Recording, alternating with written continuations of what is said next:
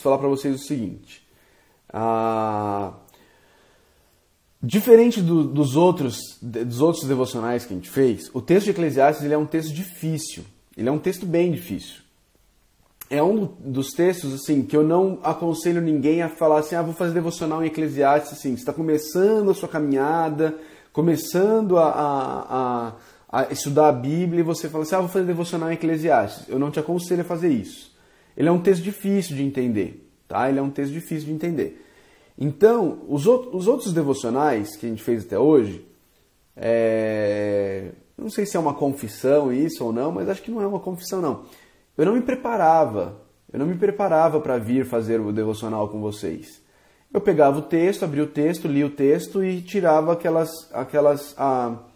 aqueles ensinamentos pra gente, como é quando nós fazemos devocional, não é? Ninguém se prepara para fazer devocional. Vou me preparar agora para fazer devocional, vou estudar aqui o texto, porque eu vou... Não, você vai lá e estuda o texto na sua devocional, certo? Era isso que eu fazia nos textos, nos Salmos, em Provérbios, foi isso que eu fiz. Eu não me preparava para isso, não é? Assim, parar e estudar o texto. Abria e lia. Bom dia, grande Misael, filho da Renata, muito bom dia. O texto de Eclesiastes, agora, a gente vai ser um pouco diferente. Vai ser um pouco diferente, tá bom? Vai ser mais um estudo, ok? Do que uma devocional propriamente dita, tá bom? Vai ser mais um estudo do que uma devocional propriamente dita, tá? Então, vocês vão perceber que vai ter uma certa diferença na maneira como eu vou interagir aqui com vocês e tudo mais. Mas é isso aí, tá bom? Porque Eclesiastes exige isso. Não dá para simplesmente abrir o texto de Eclesiastes e sair tirando lições sem um preparo prévio, tá bom? O caldo é mais grosso aqui, o caldo é grosso mesmo. Tá certo? Vamos lá? Vamos lá? Estão preparados? Estão preparados para o texto? Vamos olhar para o texto de Eclesiastes, então. Eclesiastes, capítulo 1, versos 1 a 11. 1 a 11. Vamos lá. As palavras do mestre, filho de Davi, rei em Jerusalém. Que grande inutilidade, diz o mestre, que grande inutilidade. Nada faz sentido. O que o homem ganha com todo o seu trabalho em que tanto se esforça debaixo do sol? Gerações vêm e gerações vão, mas a terra permanece para sempre. O sol se levanta e o sol se põe, e depressa volta ao lugar de onde se levanta. O vento sopra para o sul e vira para o norte, dá voltas e voltas, seguindo sempre o seu curso. Todos os rios vão para o mar, contudo o mar nunca se enche. Ainda que sempre corram para lá voltam a correr. Todas as coisas trazem canseira, o homem não é capaz de descrevê-las. Os olhos nunca se saciam de ver, nem os ouvidos de ouvir. O que foi tornará a ser, o que foi feito se fará novamente. Não há nada novo debaixo do sol. Haverá algo de que se possa dizer, veja, isso é novo. Não, já existiu há muito tempo, bem antes da nossa época. Ninguém se lembra dos que viveram na antiguidade, e aqueles que ainda virão, tampouco serão lembrados, pelos que vierem depois deles. Esse é o texto de Eclesiastes 1, versos 1 a 11. Verso 1 a 11. Vamos lá, vamos pensar um pouquinho aqui. Vamos começar pensando sobre essa expressão, não é? Que ele começa aqui, que a NVI traduz como que grande inutilidade, diz o mestre. Que grande inutilidade. Nada faz sentido. Eu confesso que essa não é a melhor tradução. Essa não é a melhor tradução dessa expressão que o autor de Eclesiastes usa aqui. A palavrinha que ele usa aqui é a palavrinha rebel. E essa palavrinha rebel, em hebraico, ela ela é uma daquelas palavras que é difícil você ter uma tradução numa outra língua que expresse de maneira clara, com uma só palavra, o que você quer dizer. É o tipo de palavra que não dá muito para traduzir, mas você tem que explicar essa palavra. Não é? A João Ferreira de Almeida e a Nova Almeida Atualizada, ela traz a ideia de vaidade. Não é? Eu penso que essa é a melhor tradução. Vaidade de vaidade, que grande vaidade, né? Tudo é vaidade. É interessante essa tradução. A ideia dessa palavrinha, queridos, ela tá ligada. Sabe quando eu morava em Atibaia, que eu acordava às 6 da manhã para ir para a escola, andando, e eu atravessava a cidade, né, para ir para a escola, e eu andava fazendo assim, e saía aquele vapor, não é? Aquele bafo, não é? Saía aquilo ali. Essa é a ideia que o autor de Eclesiastes está trazendo para a gente. Aqui em Caldas eu não tenho como fazer isso. Eu trouxe isso aqui, ó. Eu trouxe isso aqui. Eu não sei se vocês vão conseguir ver isso aqui, se isso aqui não vai me fazer um grande... Dá para ver? Não dá para ver, né? Não dá para ver. Deixa eu jogar no celular para ver se vocês conseguem ver. Embaçou um pouquinho, não é? Embaçou aqui, agora ficou bem embaçado. Ai, esses experimentos. Mas é isso, essa é a ideia desse vapor, não é? Desse vapor que você tenta pegar ele, e você vê ele, e você fala, vou pegar o vapor, e ele escorre por entre os seus dedos, não é? Ele escorre por entre os seus dedos. Você não consegue pegar esse vapor. Você tenta dominar a vida e a vida escorre por entre os seus dedos. Porque ela é transitória, ela é passageira. Você vê e de repente você não vê mais. Nós precisamos lembrar o que o pregador está tentando mostrar aqui para a gente. Ele está tentando nos mostrar quão fútil e quão absurdo é se apegar à vida neste mundo caído. É interessante que uma outra tradução possível para a palavrinha rebel é ídolos. Alguns lugares no Antigo Testamento, essa palavrinha é traduzida como ídolos. E um desses lugares que me chamou muito a atenção é na oração de Jonas. Dentro da barriga do grande peixe, em Jonas capítulo 2, versículo 8, quando ele diz assim, aqueles que acreditam em ídolos inúteis, a palavrinha aqui é rebel, em ídolos inúteis, desprezam a misericórdia. Me diz qual palavrinha hebraica foi traduzida aqui em Jonas 2,8 como misericórdia? Quem sabe? Qual palavrinha hebraica foi traduzida aqui em Jonas 2,8 por misericórdia? Misericórdia. Aqueles que acreditam em ídolos inúteis, aqueles que acreditam na vaidade, desprezam a misericórdia. A Karina matou. Olha aí. Hesed. Aqueles que acreditam na vaidade, aqueles que acreditam em ídolos inúteis, aqueles que se apegam a algo tão transitório, tão efêmero como essa vida, desprezam o amor leal de Deus. O Hesed de Deus. É isso. É isso que o pregador está tentando ensinar aqui pra gente. Um comentarista bíblico que eu gosto muito, chamado Philip Hayek, ele diz que Eclesiastes parece ter sido escrito numa manhã de segunda-feira, de tão pessimista com relação a essa vida que o autor de Eclesiastes é. Mas, queridos, não parece que nós estamos neste momento de quarentena vivendo eternas manhãs de segunda-feira?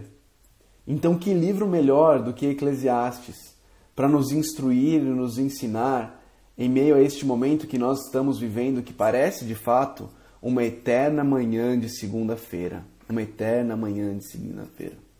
Queridos, o fato é que o livro de Eclesiastes, ele é escrito por alguém que parece ter vivido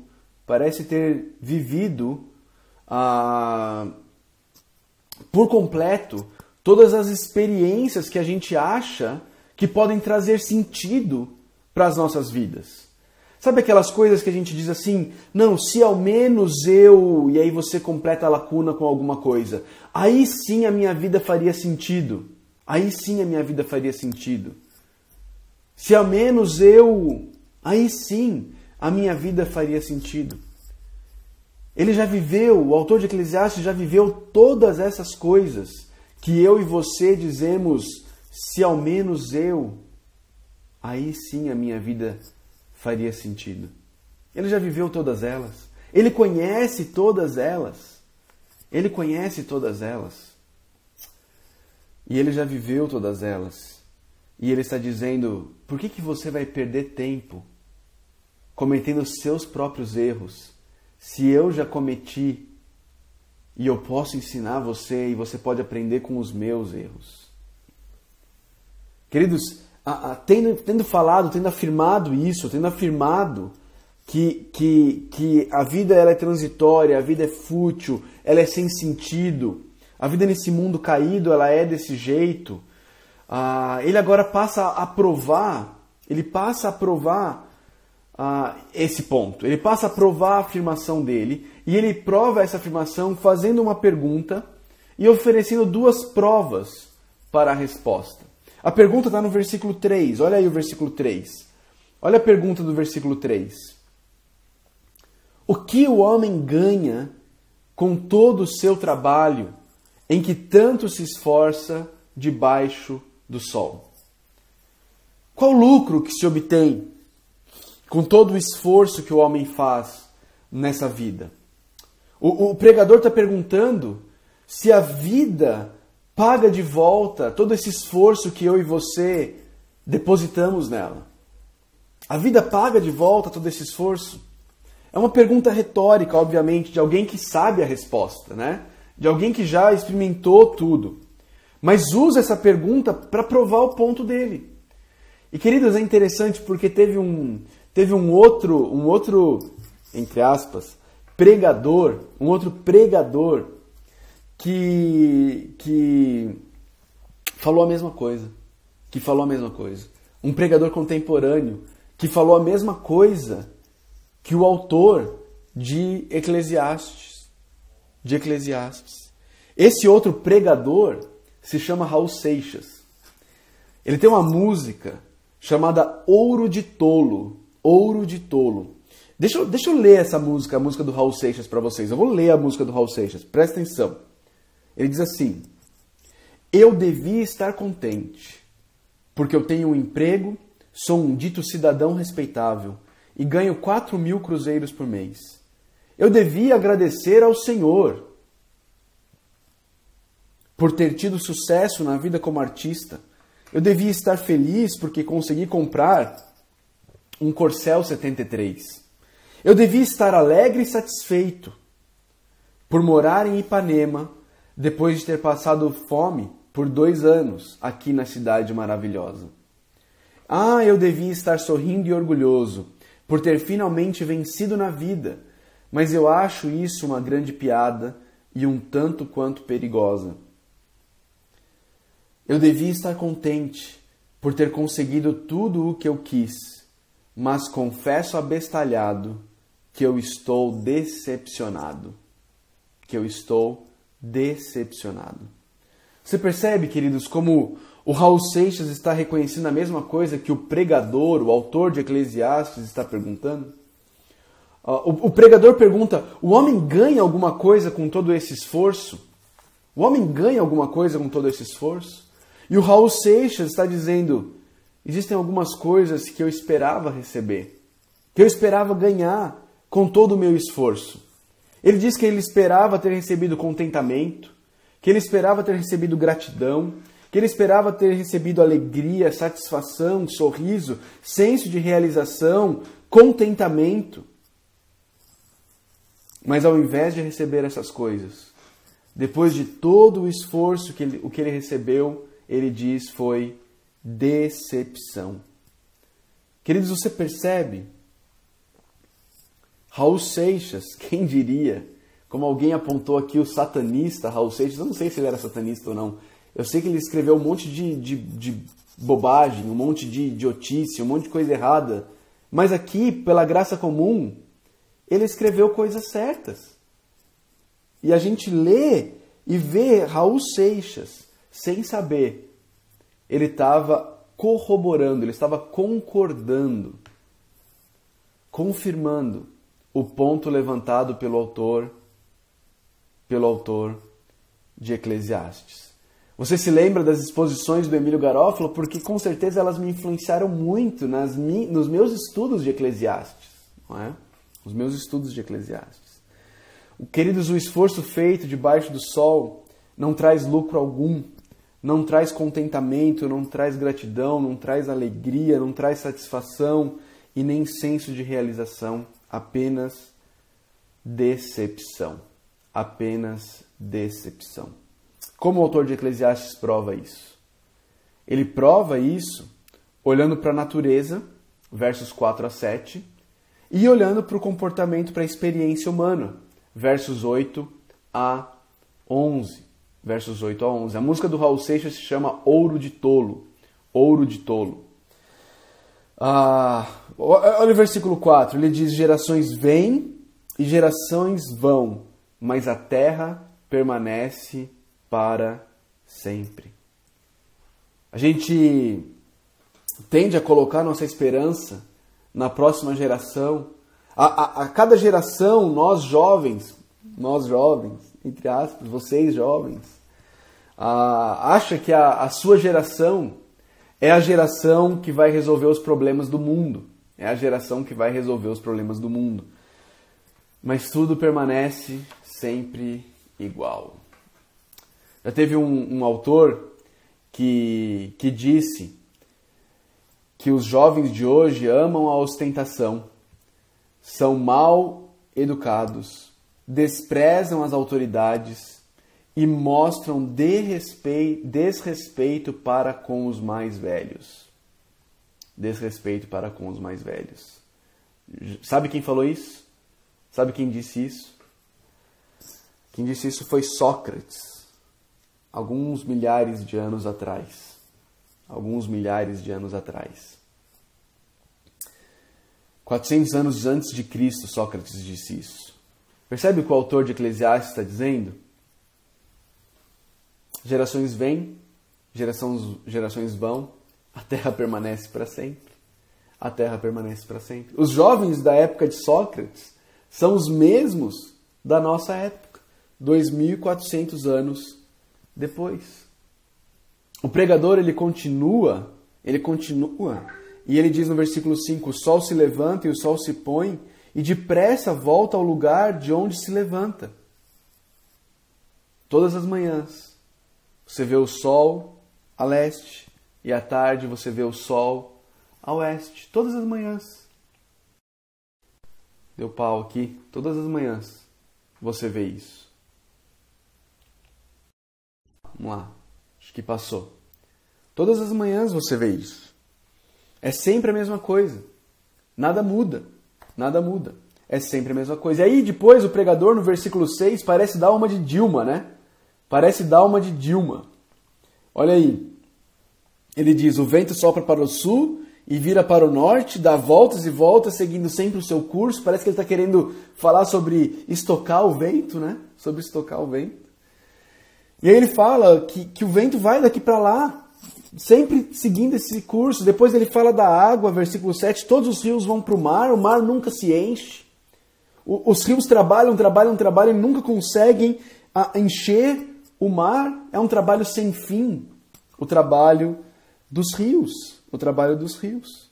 E então ele conclui. Ele conclui e ele diz, versos 8 a 11, todas as coisas, olha aí no texto, todas as coisas trazem canseira. O homem não é capaz de descrevê-las, os olhos nunca se saciam de ver, nem os ouvidos de ouvir, o que foi tornará a ser, o que foi feito se fará novamente, não há nada de novo debaixo do sol. Não há nada de novo debaixo do sol. Haverá algo de que se possa dizer, veja, isso é novo. Não, já existiu há muito tempo, bem antes da nossa época. Ninguém se lembra dos que viveram na antiguidade, aqueles que ainda virão, tampouco serão lembrados pelos que vierem depois deles. É tudo canseira.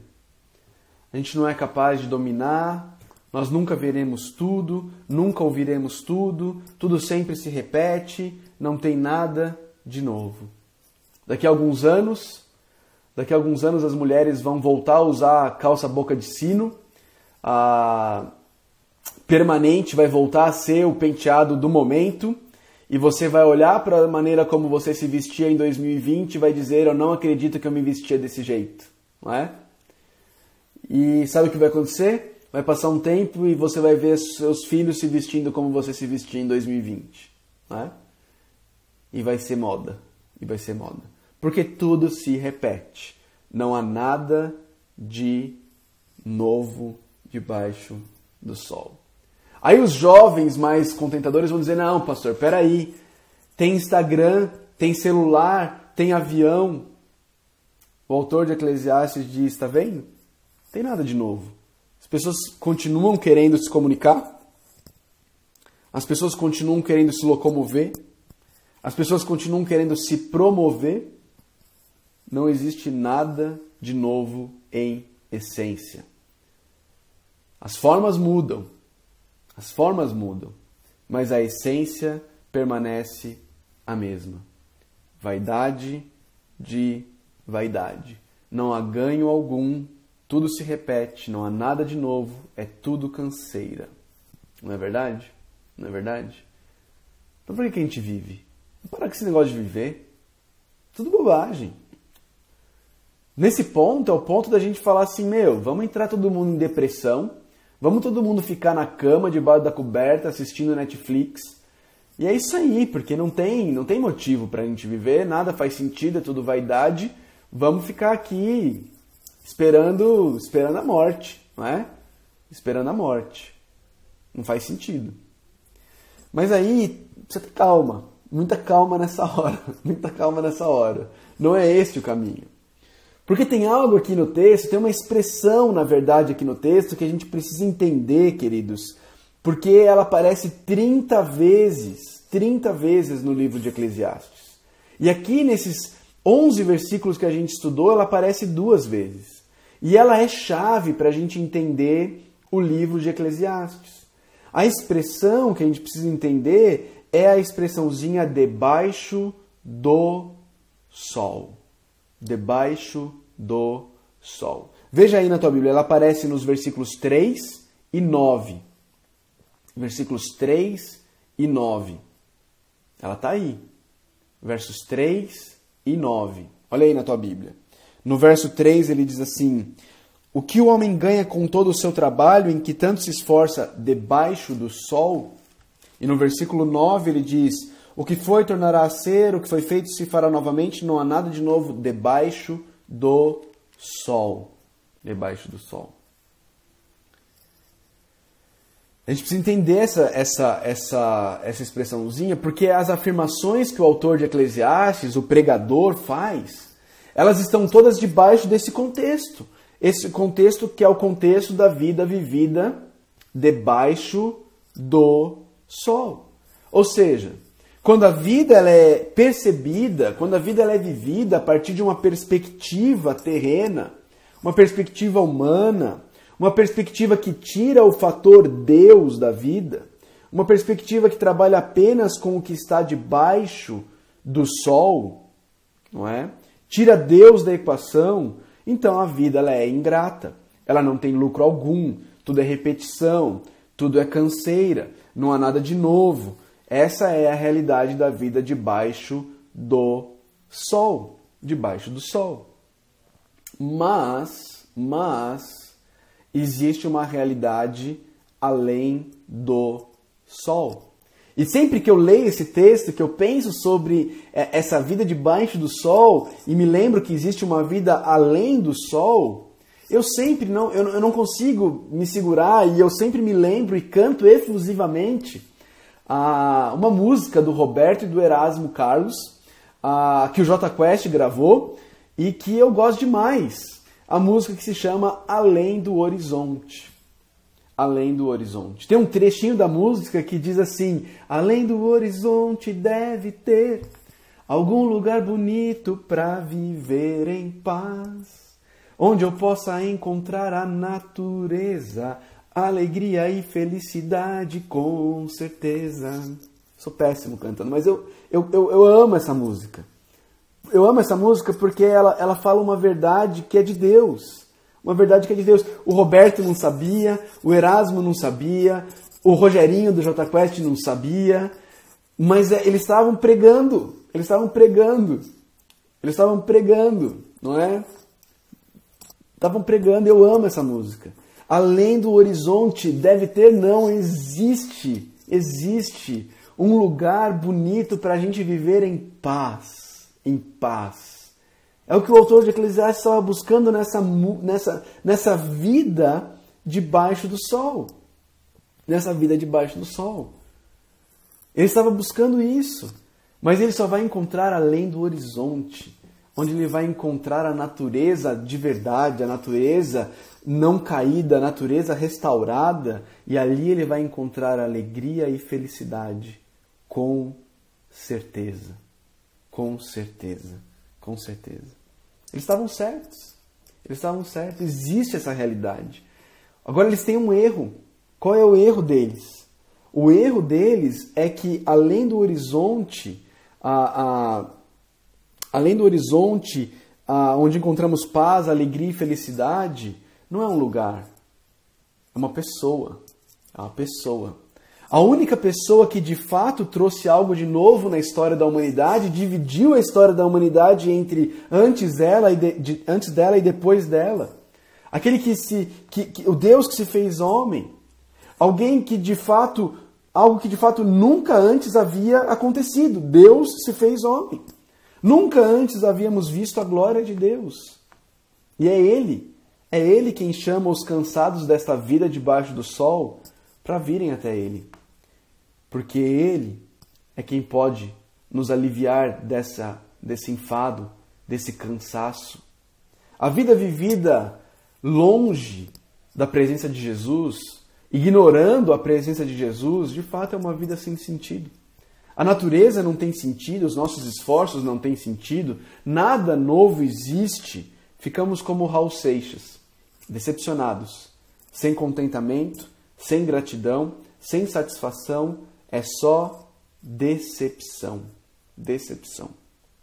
Mas, queridos, quando a gente vive a vida colocando Deus como a realidade que dá sentido a toda a existência, aí o caminho do sol deixa de ser repetição sem sentido e passa a ser proclamação da glória de Deus cada vez que o sol sai do leste e se põe a oeste, como diz o salmista, não é? Quando Deus entra na equação das nossas vidas, nós temos nosso contentamento, nossa satisfação nele, e aí a gente pode desfrutar essa vida não mais como quem busca encontrar satisfação nas coisas desta vida, mas como quem já está satisfeito no Criador e então pode desfrutar dessa vida, dessa realidade debaixo do sol, sem esperar que essa realidade seja capaz de nos completar e nos satisfazer. Essa vida debaixo do sol e tudo que nela existe são completamente incapazes de nos satisfazer. Não nos trazem ganho algum, tudo só se repete, todas as coisas trazem canseira. Mas, queridos, além do horizonte, com certeza tem uma pessoa que um dia veio para esse lado do horizonte nos trazer paz, alegria, satisfação e perdão. Essa pessoa é Jesus Cristo. E Jesus Cristo diz hoje para mim e para você, que estamos cansados de correr atrás das coisas desta vida debaixo do sol, cansados de tentar pegar o vapor, dominar a vida. Ele diz para mim e para você: venham a mim. Venham a mim todos os que estão cansados e sobrecarregados, e eu lhes darei descanso. Tomem sobre vocês o meu jugo e aprendam de mim, pois sou manso e humilde de coração. E vocês encontrarão descanso para as suas almas, pois o meu jugo é suave e o meu fardo é leve. Nós possamos encontrar em Jesus, aquele que veio de além do horizonte, a nossa alegria, a nossa satisfação, o nosso sentido, aquilo que dá propósito e valor à nossa existência. É só em Jesus que nós vamos encontrar. Nesse mundo aqui, nesse lado do horizonte, sem Jesus, tirando Deus da equação, não teria por que a gente sair da cama. Ficaríamos em depressão na cama o dia inteiro. Eu ficaria. Se não tivesse Jesus, não saía da cama. Não teria porquê, não faria sentido. Mas em Jesus encontramos valor, encontramos propósito, encontramos razão para o nosso viver. Amém? Amém?